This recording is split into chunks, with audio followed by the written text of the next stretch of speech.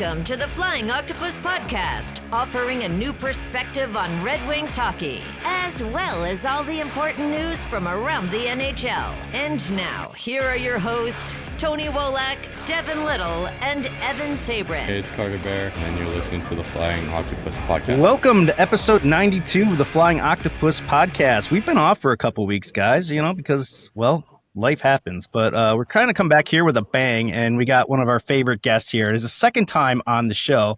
He was the national hockey writer at USA Today for over 35 years. He's also a Lester Patrick Trophy winner for his contributions to the game of hockey in the United States. This is our first award winner on the show, by the way, guys. I know it's the second time, but it's the first time we've had an award winner. He is currently the editor-in-chief for Detroit Hockey Now with his longtime colleague Bob Duff. I'm pleased to welcome back Kevin Allen to the Flying Octopus podcast. Kevin, thank you so much for being here today. I really appreciate it. Well, it's a pleasure to be here. I always enjoy talking hockey with you guys. How's your summer been so far? You and Bob been getting in any trouble there over the summer?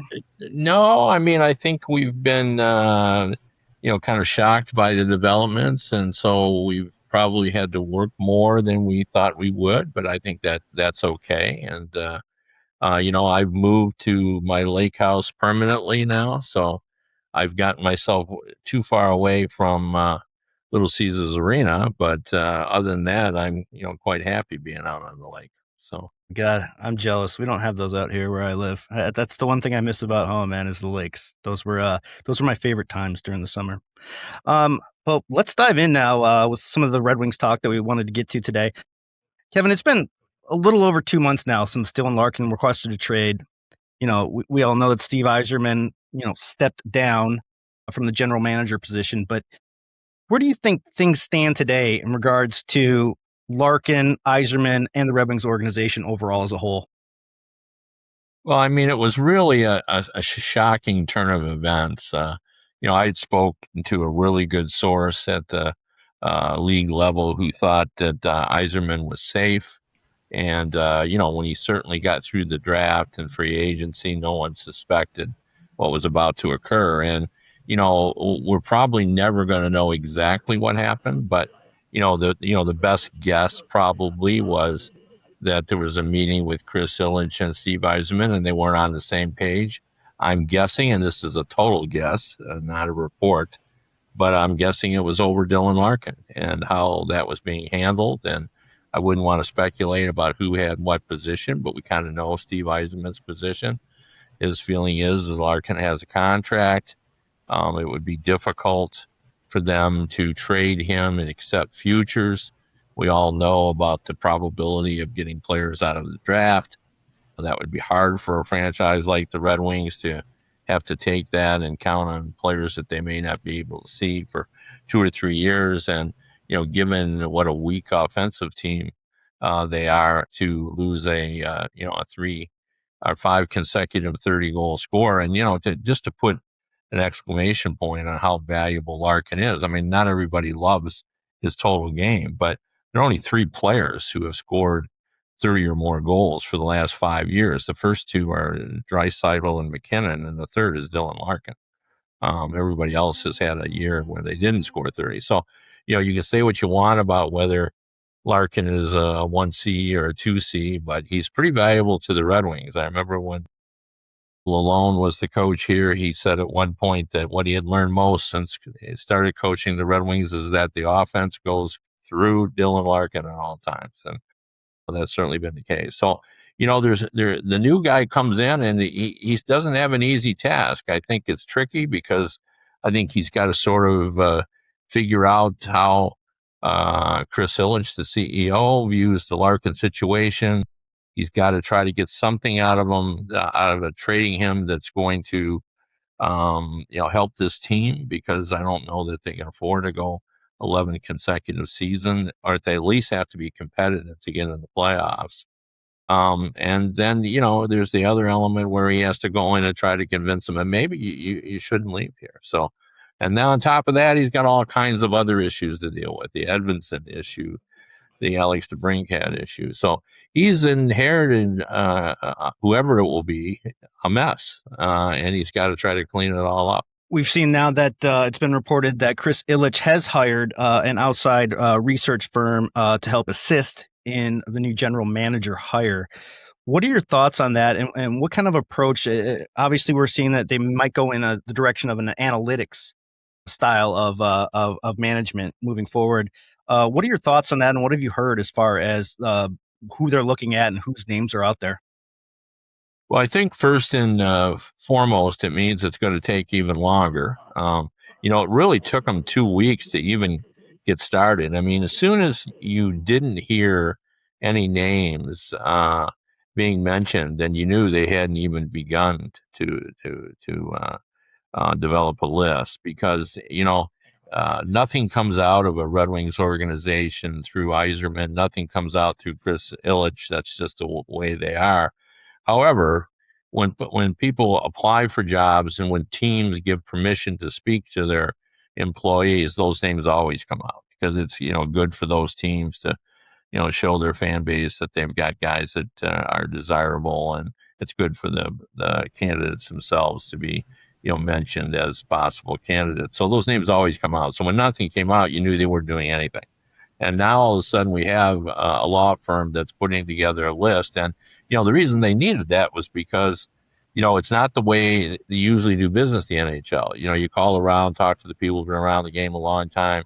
You call your buddy Jim Nill, you call Don Waddell, you call, Bill Daly, and you get some names of guys. But they wanted to do it the way it's similar to what they did with the Tigers, which is, try to identify a rising star, someone that maybe not everyone knows. And I think they're sincere about that. Now, one name that has emerged is familiar to Tiger fans, and that's Jeff Greenberg, who spent a little bit of time, not a lot of time, but a little bit of time with the Chicago Blackhawks, has hockey in his background, played club hockey, was captain of that team for Penn when it was there in the 1990s. He's considered kind of a whiz kid.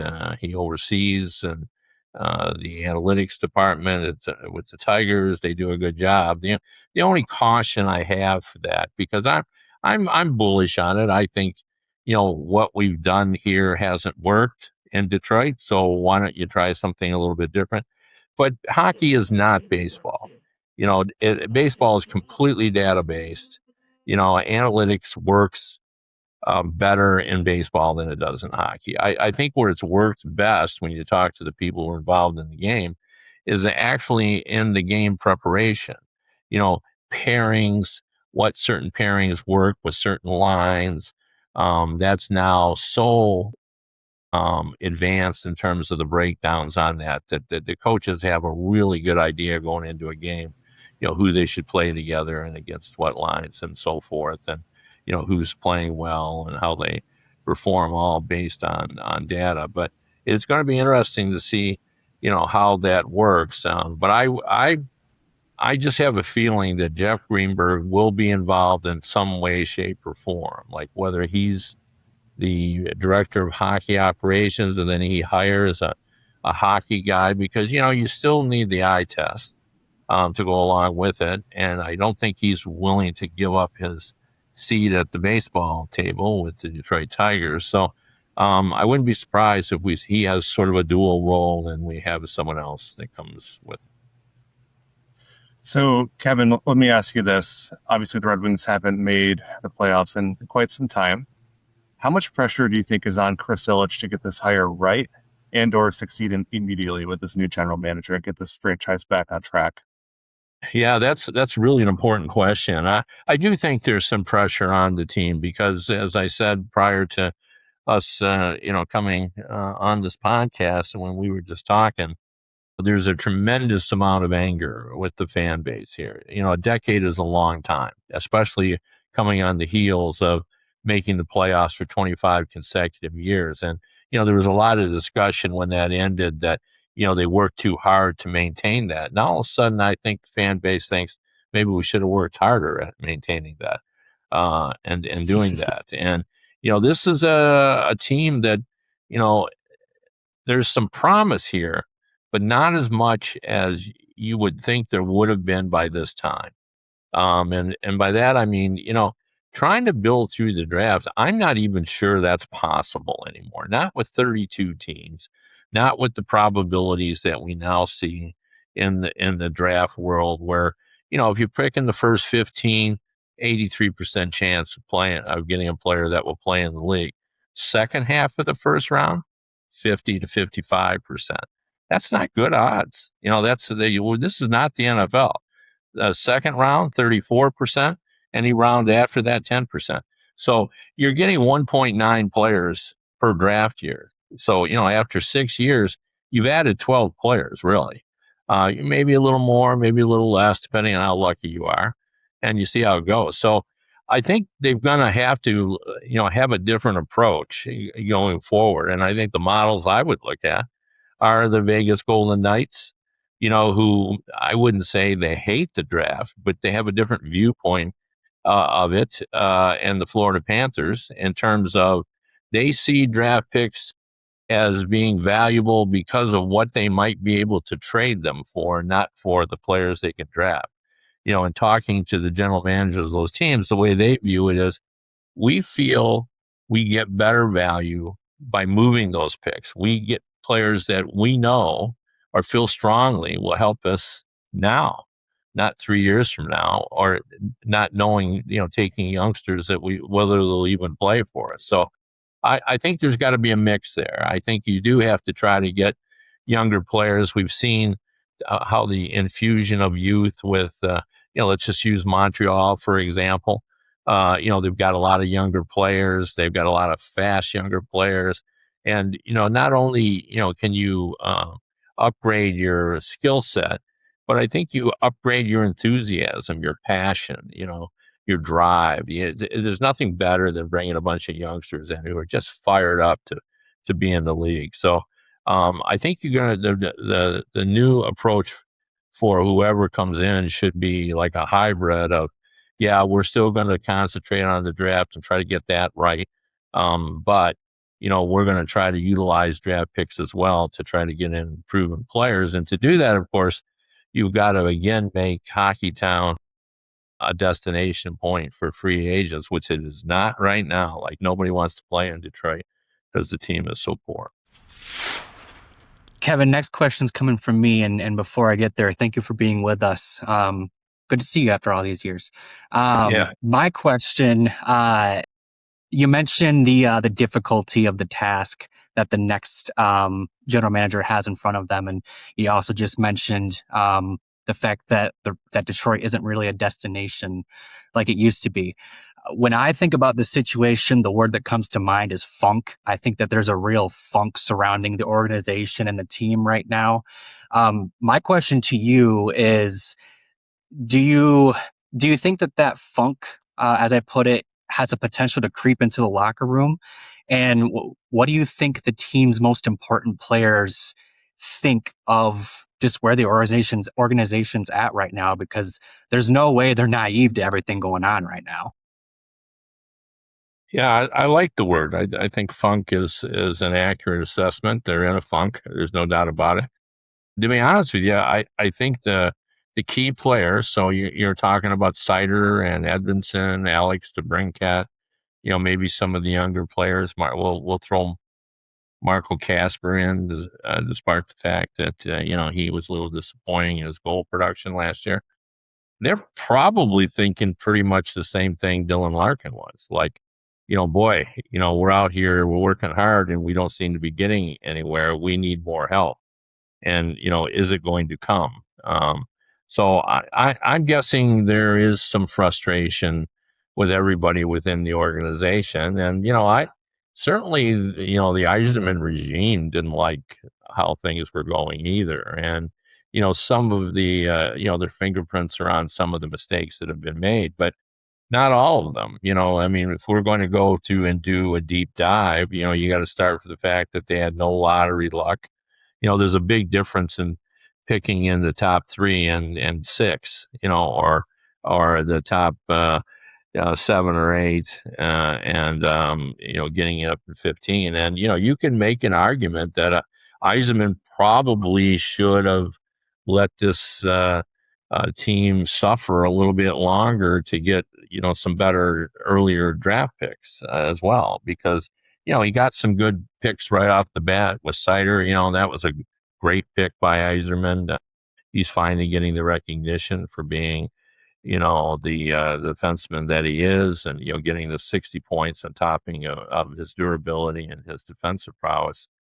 Really kind of establishes that he's in the top 10 defensemen in the league. And as a foundation block, you're not going to do better than a number one defenseman. Like, he's certainly a terrific player. And I think Edmondson, I don't think he's going to be as safe or as consistent as Cider, but I think he's going to be a difference maker. There's no doubt. His willingness to take chances and to move in the offensive zone, it angers some fans because they don't want to see him caught up ice, but you got to accept that, to have guys that are going to, score some big goals, which he has. So, I think there's the makings here, and Johansson's a decent, solid player. I'm really high on Wellender, who I thought should have been up here last year. Not an impact defenseman, but a solid, the kind of defenseman that you're always trading for at the trade deadline, because you want your defense to be more consistent. So, there's players here who are going to help. I think their defense is in better shape, their offense. And that's where they've really fallen down in terms of their drafting. And the players in the room, they know that. They understand that, they're not strong down the middle. That, you think DeBrincat isn't looking at this season going, boy, is Kopp going to have to play number one center? And then if so, am I going to move up there and play with Raymond and Kopp? Or, is Casper going to be a better player? Which, I think the Red Wings are hoping he will be. So I think the room itself has probably a pretty good handle on where they are. And they probably are saying to themselves, maybe this is our chance. Maybe there'll be a new guy who will think outside the box, be able to persuade players, and even little things like, Steve Yzerman is old school. He fights for every dollar in contracts. Everything's got to be, there's never been a quick signing. Larkin took longer than it should have. Cider took longer than it should have. And you could slot where Larkin was going to fit in. We all did. Everybody said where he was going to fit in because so many guys of his ability had already signed before. But, still wasn't quick. It took forever. And, players around the league take note of that. So, I think the new guy comes in. First thing he does is he settles up with Edmondson. He sends a message that the Red Wings now accept that the market has changed, and that we will have to pay Edmondson more than Cider, even though he's not as valuable as Cider. That's just the way it is. Like, I think Edmondson will end up with 9.5 on a long-term deal, which is more than Cider makes. But I think you just have to do that. And I think Moritz Cider's a smart guy. He understands, how this works. But more importantly, you got to call DeBrincat and say, look, we know you love Detroit and we love you. Okay. So Kyle Connor and Jason Robertson both are 3-season 40-plus goal scorers. They're both making $12 million. That's what we'll give you. We'll give you $12 million to stay here and commit here long term. And then I think he just signs immediately. I think there would be no hassle. And, you don't ask a guy like him at this point with the situation you're in for a hometown discount. The only way you lose to DeBrincat is if you disrespect him. And the new guy has got to understand that. I mean, I think there was a chance of that if Steve was going to be around, because I think he thinks old school. You got to go in, you got to be hard line, you got to fight for your dollars, because maybe that $500,000 that you save will be what you need to get the next guy in. I mean, that's how the NHL general managers used to think. But in this case, when you're trying to send a message around the league that, hey, we're going to be a player-friendly team again. We're going to be a competitive team. We're going to bring in the players we need. You got to do those things to send the message. Do you think there's any scenario where DeBrincat's not on the roster this fall? I know your colleague Bob Duff reported that he's not requesting a trade out of Detroit, but if they don't meet his contract demands, is he someone that the new GM could maybe pivot with and try to bring in a bigger name talent? Or do you think that the Red Wings will go ahead and sign DeBrincat for the money you just mentioned? I think they got to do that, and I think they want to do that. I mean, I would think they would want to do that. There just aren't enough players. I mean, you look at his. In fact, I recommend everyone call up Hockey DB DeBrincat and look at his consistency through the years. I mean, every year, 27 or more goals, 3 times 40 goal score. He's feisty. He's competitive. Yeah, he's small.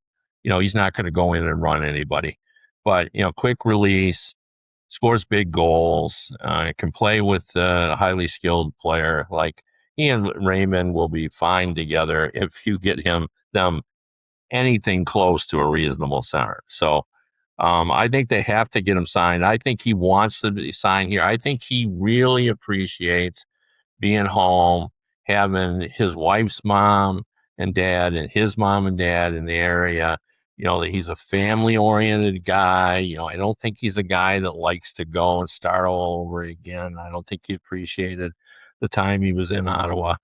I think he loved having his good friend Patrick Kane here, and he's got new friends here now. So I think he's just looking for a reason to sign, as long, again, as you don't disrespect him, as long as you show you appreciate what he does. And I think anybody who comes in here will certainly do that if they look at the video of how he played this past season, and if they have any knowledge of his statistics, because he's just a very, very consistent player. Yeah, and his durability is something also in questions. He rarely misses games. He's got a quite the Iron Man streak. I feel like his game will age well with the type of player he is, maybe kind of like a Joe Pavelski, who was still scoring 35-plus goals late into his career. So I'm hoping that for Alex DeBrincat too. Well, I was just going to say, first off, that as someone who has kids, Alex DeBrincat's kids' age, I completely get having active grandparents in the area and the value in that. So, I can understand why you'd want to stay for that reason alone. But I do want to jump back to Yzerman for a second. You mentioned old school nature of his contract negotiations. Like, I've heard similar things, just grinding away at contracts when it may not be necessary, when the relationship may be more important to manage and to put more TLC into than the actual dollars that are being negotiated. But was there anything else, in your opinion, that held him or the team back during his tenure, apart from maybe just being, that the best person to negotiate with? Yeah, I mean, there is another important thing that I'll mention, but I did want to bring up, because I think this was really interesting. When the contract negotiations were going on with Larkin, I remember Bob Duff and I having several conversations about what's he doing. This is his captain. He's just going to anger Larkin on this. And do you really want your captain to, feel, again, I'm just overusing the word, but disrespected? And I just didn't know why. Well, when this was all over, it came out through Dylan Larkin that he sat in Heisman's office almost daily while this was going on. Little did we know that would be one of the last times that he had an okay relationship with Yzerman while this was going on. Yeah, he was ticked off that it was taking so long, but Yzerman would call him in and he'd try to explain why he did all that. Things were going okay. I think where it deteriorated with Larkin is afterward, when they didn't talk very much, and he was disappointed that Yzerman didn't do anything. But I do think there's one other issue that really hurt Yzerman, and I'm glad you brought this up, Tony. How he handled the prospects. When you listen around the league, and I've covered the league a long time, and just recently, like when Kyle Dubas was talking about Anthony Mantha and why it wasn't bringing him back, one of the things he said is, I'd like to bring him back, but, I'm a rebuilding team and I got to make room for my prospects coming up. I can't develop them if I don't have room to bring them up and see what they can do. Well, that's contrary to the way Steve Yzerman, viewed things. Like, how many times did he say, I like them to prove themselves beyond the shadow of a doubt or reasonable doubt in Grand Rapids, and then force me to make room for him then. He wasn't leaving any spots open, and he thought it was wrong to sort of hand someone that. And, he's not wrong about that. You can't hand somebody a spot, but you can say, hey guys, I got 3 spots here, and I got 5 of you down there that are fighting for these. So come on up and show me who deserves to get those 3 spots. I think that builds and encourages prospects. I think it was discouraging to see a guy like Sebastian Cossa, and I thought it was the right decision last year that Postava, was the playoff goalie. I thought it was the right decision to trade Cossa. I thought it was the right decision that because Postava, it's an old story. He came up, he was better than Cossa. I saw both of them play, and he was better than Cossa. He's more consistent. Goals don't leak through him like they do Cossa. There's just a lot about him that, they liked him. So I don't have any problem with that. But I think it was wrong that Cossa was traded when all they saw of him was 45 minutes at the NHL level. I think it was wrong that Edward Trailmix never got a shot with the Red Wings. Looked good in Grand Rapids. Do I think he's an NHL player? Probably not. But I think when players are looking to come to Detroit, they're going to remember that when he went out the door and signed with Edmonton, he said was, I felt like they never talked to me. They never gave me a chance. That gets around. Amadeus Lombardi never got a game up here. John Leonard came up, looked good his first time. Next time up was 4th line. Mazur, when he was up, and I talked about this with some of the Grand Rapids players, nobody felt like they put him with players that would allow him to succeed.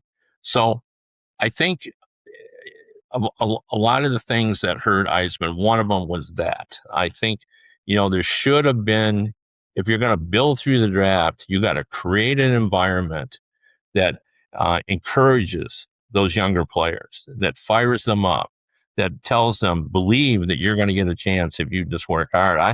I think a lot of them felt discouraged that it was taking too long. They didn't get a chance to show what they were doing. So I think that was one of the black marks against the organization under Eisenman as well. When I think of I'm a new guy coming in, one of the players that I'm hopeful that's going to help my team is Michael Brandt-Signigaard. Steve Eisenman wasn't wrong when he said that in addition to getting goals in the offseason, which he really wasn't able to do, but the market was against him in that regard too. He wanted to get harder to play against. And he has players that are harder to play against who are prospects. Like if you can get Mazur and Brandt-Signigaard on the team, along with Emmett Finney, all those guys those are 3 guys who could have 150 more hits per season. They brought in Kolazar as well, who's a very consistent 5 consecutive years of 240 hits or more. This team just the natural playing style now is going to be, wearing other teams down if those guys continue to hit. I don't, anybody who watched Brandt-Signigaard in the playoffs knows he loves to hit. So he's going to hit. I think Mazur will hit as well.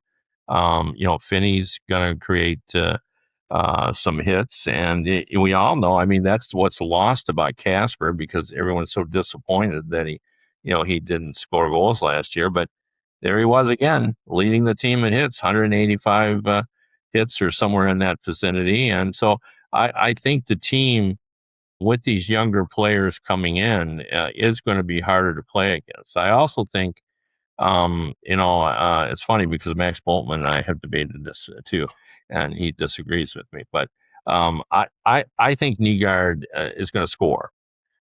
His release is quick. And if you watch him at the AHL level, he's just now making his piece where he needs to go to score goals. And I think that was needed. That year in the AHL has helped him figure out, okay, yeah, my shot is good. My release is quick. But where do I got to be?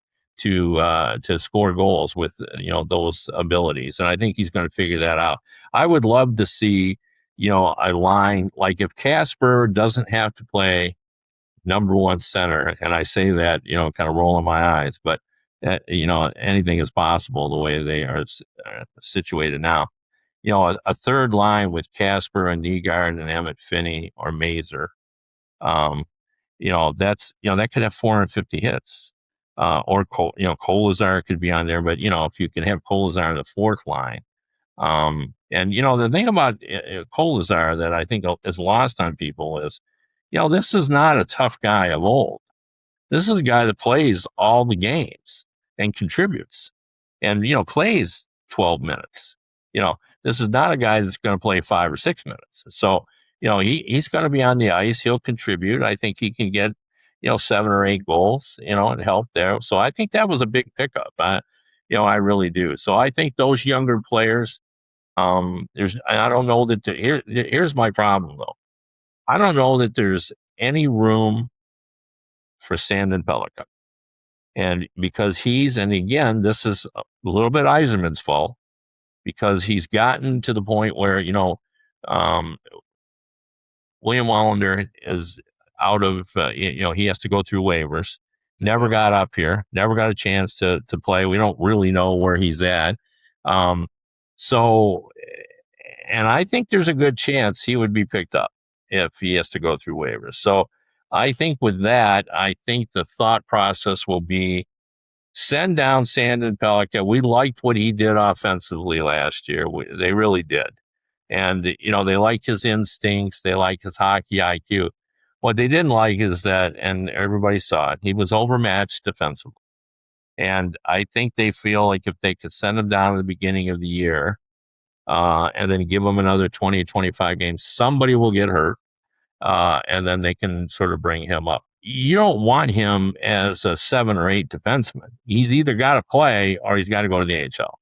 So I don't know. That's one I struggle with. I'd like to see him up.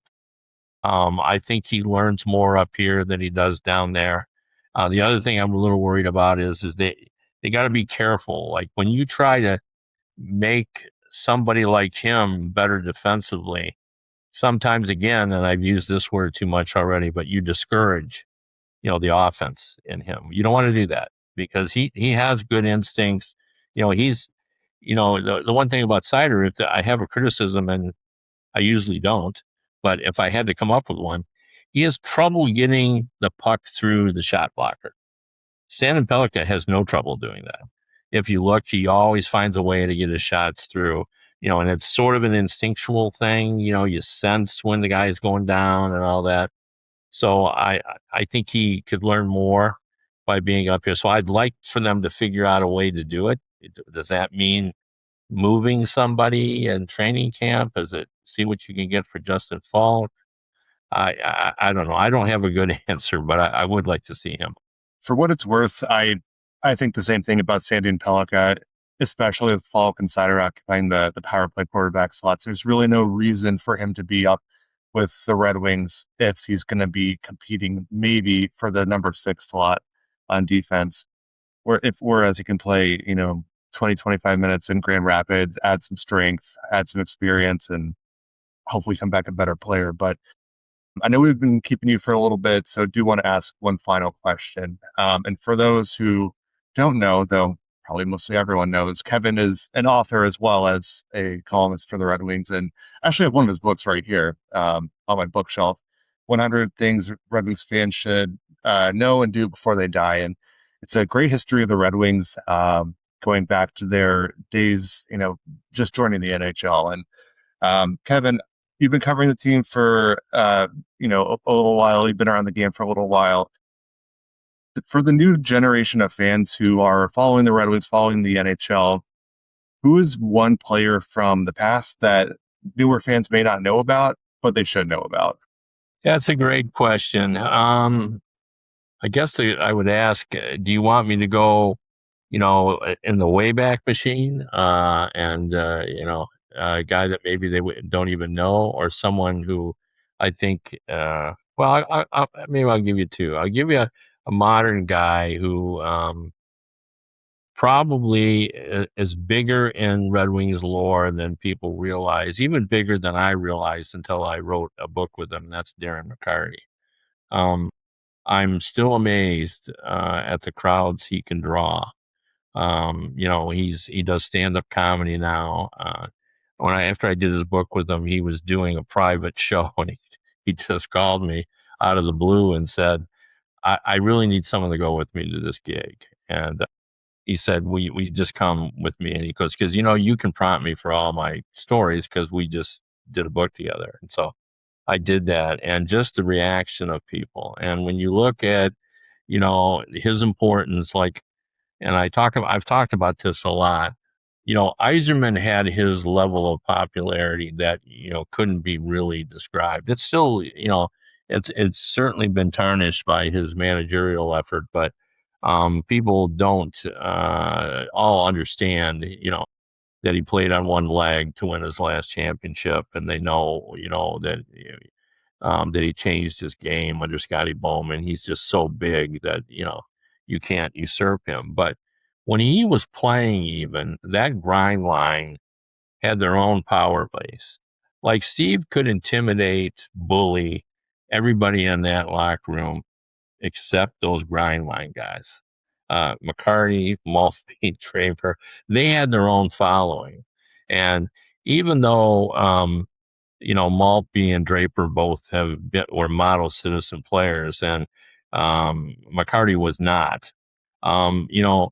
Over time, I think the fan base has romanticized because of the Claude Lemieux situation, because of the hard times that McCarty has had, because of his willingness to engage with fans all the time.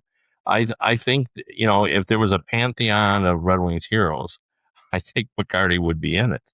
I really do. And I don't think that people sit around and think about that. But if they did, I think that Darren McCarty would be on the list of ultra important to the Red Wings, even though he was not a superstar. And someone from the past that has never gotten enough credit, and it was even before my time, and that is Red Kelly. We all talk about Sergei Fedorov, who could, Scotty Bowman thought he could play defense, and put him back there, and he didn't look out of place when he played there. In fact, he made some dominant plays. Now, it wasn't the right move at the time, and I think that they would never do it again. But, he could have done that. He could have been an all-star defenseman as well.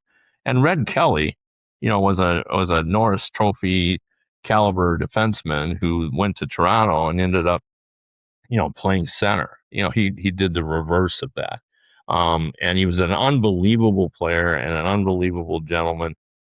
I'd met him, later in his life, and sometimes I think he has never really gotten enough credit for the type of player he was.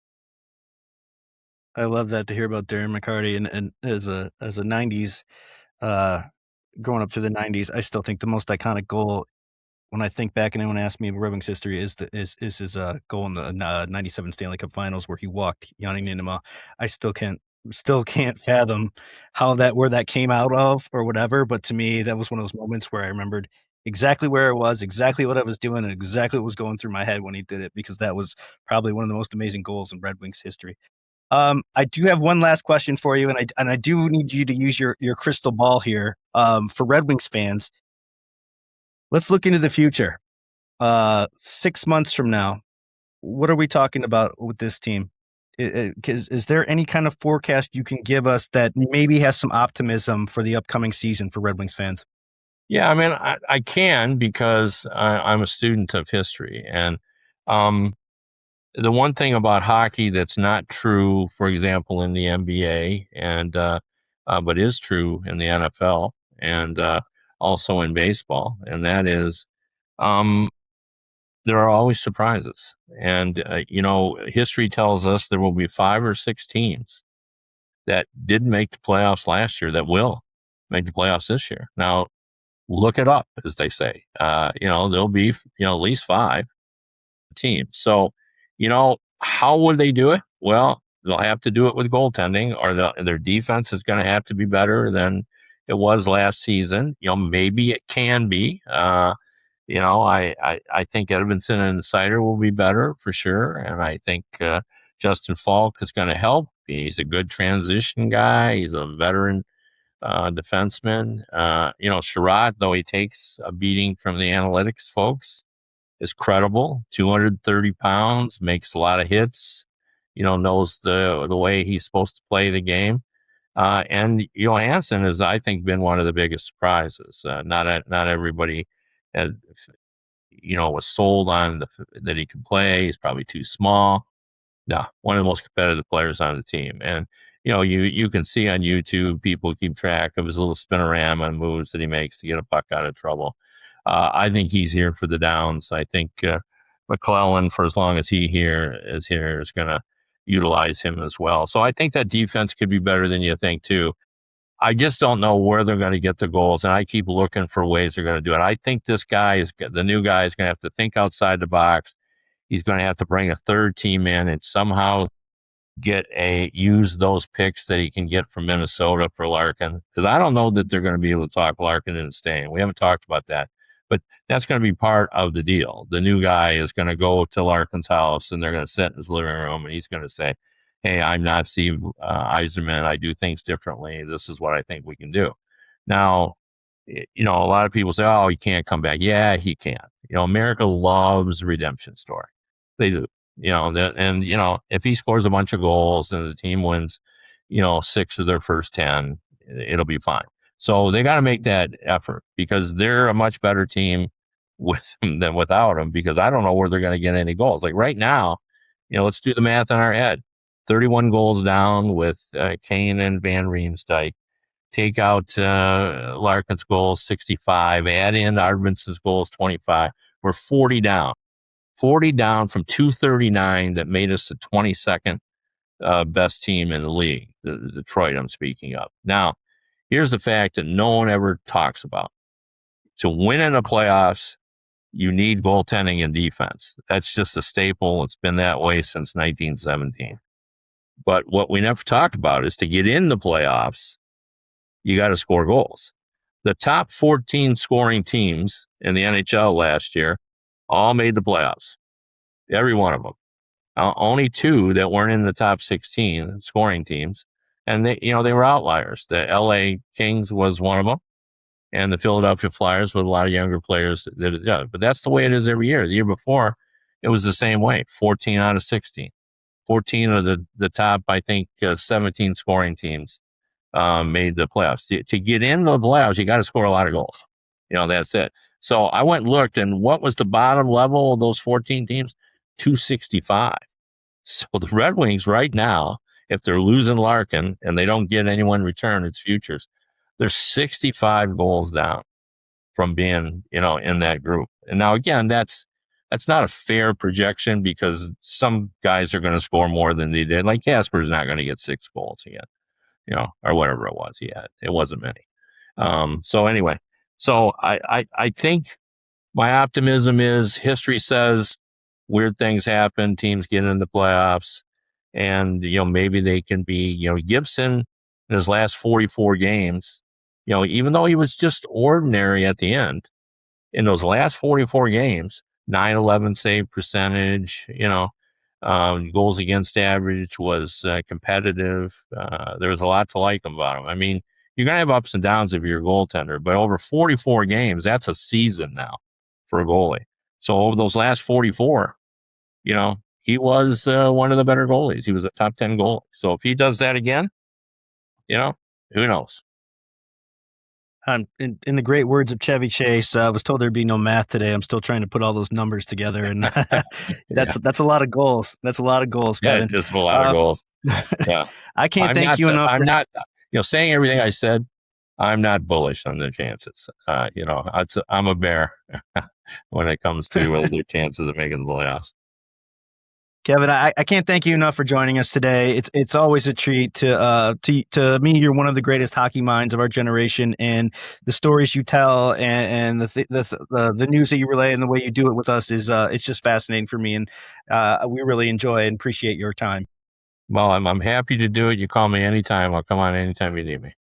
You're the best, man. Hey, and How about the Detroit Tigers? Can you give us 1 minute on the I'm Tigers? really bullish on them. I mean, I actually started as a baseball writer. I covered the '84 Tigers for Gannett News Service when they won the championship. And I just talking to my wife about covering my first playoff series in Kansas City. I actually tripped and fell and ripped up the ligaments in my ankle, so I covered it on crutches with my foot in a cast in '84. So I love baseball quite a bit, and I watch every Tiger game. I actually have it on to my left right now. So They're tied 1-1 right now with the Indians. yeah. So, and I got it on too. People said that they had no chance. They were too far out of it. That May was too horrible, but their starting pitching was good, and even without Skubal and Mize. Melton's a good pitcher. Montero has surprised us all. Like, there's still enough there, and now Job is coming back, and McConnell is the most. He's a unicorn, the most unique player that I've seen in a long time because he's 21 going on 36 in terms of his approach to the game. That he can identify a pitch coming out of the hand. He has patience. I've watched him closely, and now, during the course of an at-bat, he mouths what pitch he was just thrown to the dugout, so players know, what's happening out there. He takes the extra base. I think he's been key, and of course Dingler has taken a leap as well. So I think they're going to make it. I really do. That's awesome to hear. Well, Kevin, thanks again, man. I really appreciate it. Guys, we're going to wrap here, and thanks for joining us for this episode. It's been a lot longer than I planned. So quick reminder where you can find us. Check us out on Twitter at Flying Octopod. You can also check out our YouTube channel at The Flying Octopod, and you can follow us on iTunes, Spotify, or wherever you get your podcasts. So that was episode 92, guys. I hope you enjoyed. Boys, we'll talk next week. Thanks for watching. We'll talk to you soon. Thanks for listening to the Flying Octopus Podcast. Follow us on YouTube at the Flying Octopus channel and Twitter at Flying Octopod.